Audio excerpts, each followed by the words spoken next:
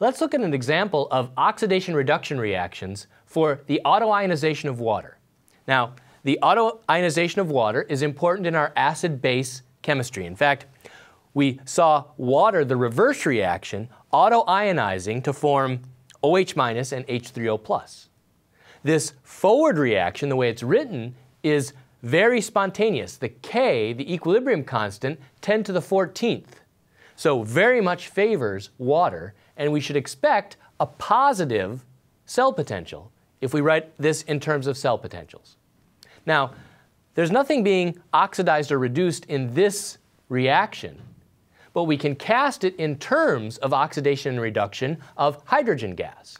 So if we go to the table and look at the standard hydrogen electrode, here's the production of hydrogen gas from the reduction of H+ ions, and that happens in acidic solution. I can also look at the production of hydrogen gas in basic solution by the reduction of hydrogen ions from water.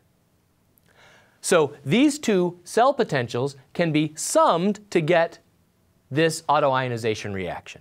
And how do I do that? Well, I'll reverse the lower reaction, so I have one reduction and one oxidation. And then you'll notice when I take the sum, I get H3O plus OH- goes to 2H2O. The hydrogen gas cancels out.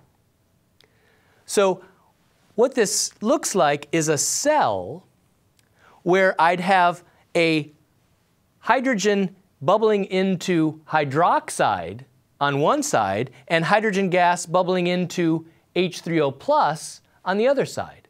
So I'd have a cell at pH 14 connected to a cell at pH 0. The difference in cell potential, 0.83 volts. Now it's interesting, the potential of this cell is a function of the pH. So that kind of tells you how a pH meter could work. You could take a standard cell that involved the H3O+ ion and then connect it to another cell, that other half cell, and the pH in that other half cell would affect the voltage. So you could correlate the voltage to a pH. And that's indeed how pH meters work. So our understanding of electrochemistry helps us understand something very important about acid-base chemistry.